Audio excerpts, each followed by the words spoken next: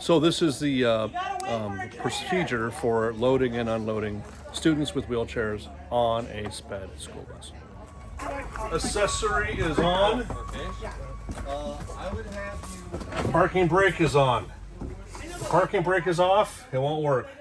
If you're not an accessory, it won't work. So, first thing you're going to do when utilizing for boarding a wheelchair person, this pad has to be in place anytime the lift is not in use. So obviously it's going to get in use, so you're going to lift it off, find an unoccupied seat, very important, unoccupied seat, to place it in. Don't place it on top of a student, that's just poor politics. Okay, then you're going to exit the bus. This is assuming you're entirely alone. If you have aides and helpers around, then you can multitask and do different things. Door is going to open.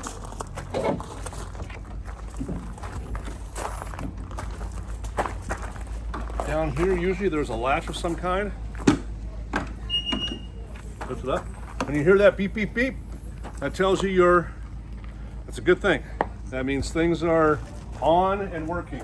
Lights on means things are on and working. Somewhere is a corded remote. Corded remote, it's magnetic. It'll stick to metal. There are also these little latches. See, the latch is already broken. There, in fact, up there often, there, whatever. Switch needs to be in the on position. It should light up, which it has. There are 4 buttons. Deploy, down, up, and stow. Okay? Deploy means thusly. I'll press and hold deploy, and it's going to deploy. If it doesn't deploy, give it a little bit of watching your fingers. Don't get any pinch points. Give it a little bit of encouragement. If you're inside the bus, I encourage a light, not a kick, light tap. That just decreases the opportunity of having injury to one of your digits. Okay? Okay. Down. Push and hold down.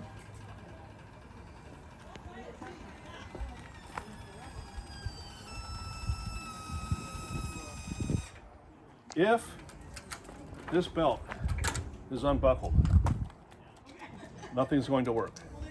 The belt must be buckled, and it's just a safety gap to keep the kid from rolling off. But it won't work if that's not buckled. So just a diagnosis point if things aren't working for you. Hit that. There you go. That should happen like that. If it doesn't, a little encouragement doesn't hurt. Okay. At this point, you're going to board your student. Aide, parent, or the student themselves, if it's a motorized or hand-powered, they're going to back themselves on, facing away from the bus, and you're going to latch this in front of them, lock the wheels. I'm going to assume my student is on, facing away, tires are locked, belt is latched, hands and arms are inside the ride at all times. Okay. Now I'm going to, you see that? That's an electric eye telling me that I'm in the way. And I need to get out of the way. Okay? My kid is on. Gonna push up. Raise my student up.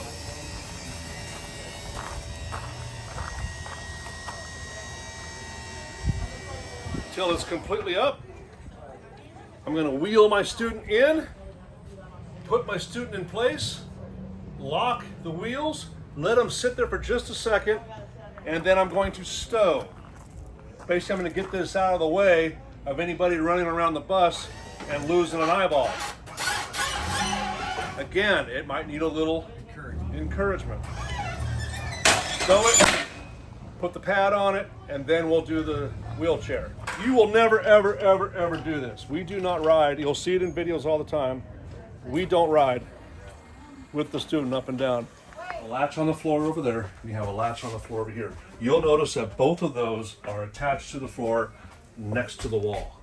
Okay, it is illegal to operate your bus without a wheelchair with latches on the floor next to the aisle. So when you're wheelchair free, when I unload Molly at school or wherever, and I no longer have a wheelchair here, one of my procedures is going to be to remove those latches and store them away. They are stored in a bag on the bus, similar to this, somewhere on the bus. Usually back near where it's at. So you've got one latch that has a seatbelt attachment to it. Okay, that's going to go in the back. Okay, I will latch this, and then I will have each of you put one on the ground up front. So this will go on the floor thusly. And I'll show you in more detail. This one without a seatbelt goes in the front. Next to that one, I'm going to take this round part and this round part. All I have to do is lay it next to it and slide it over the top of it. To remove it, lift up and remove. You don't have to manipulate or touch this when you're installing. Just put it next to it, slide it over it, and it is secure. Okay? Molly, go ahead and get up so you can see the whole process now. Now, if I've got a student here, I'm going to be talking to my student, of course. I'm going to now attach your seat to the floor. I'm going to be reaching around you. Let me know if you feel uncomfortable. Okay? So you can reach around the student, take my seat. If the seatbelt doesn't move, I might need to push down on this red lever to release it. And I'm going to go to a point on the seat, on the chair that is a frame with a welded point, like there. I am not going to attach it to footrests or handlebars. Okay? Okay. So this one here, you can also step on that red lever to release it up to a welded point. That's too easy. Same thing in the back. I'm not going to attach to the wheels. I'm going to go to a welded point on the chair like that, and I'm going to ensure that my belts are not overly twisted. Okay, so up to a welded point as opposed to up here at the axle. That's a weak point. I'm not going to attach there. I'm going to attach down where I've got a welded point down below. Many wheelchairs. Most kids have wheelchairs better than this, even powered ones. And they're going to have welded D-rings or attachment points to even say, attach here. If that exists, use it. Use the protected attach point. Then, to secure the wheelchair, ask the student to unlock. Okay? And just rock them back and forth. You'll hear click, click, click, click, click. Okay, now, if I want to, that's good. Yeah, no, we're all tight. Some of them will have a little dial that you can even tighten it even more. But also as you drive, it'll keep self-tightening. But you want to get them good and secure before you even start driving. Don't just drive away after latching. Rock them back and forth. Tell them what you're doing. They'll know, especially if you're a sub. Okay. Once they're in good and tight, seatbelt.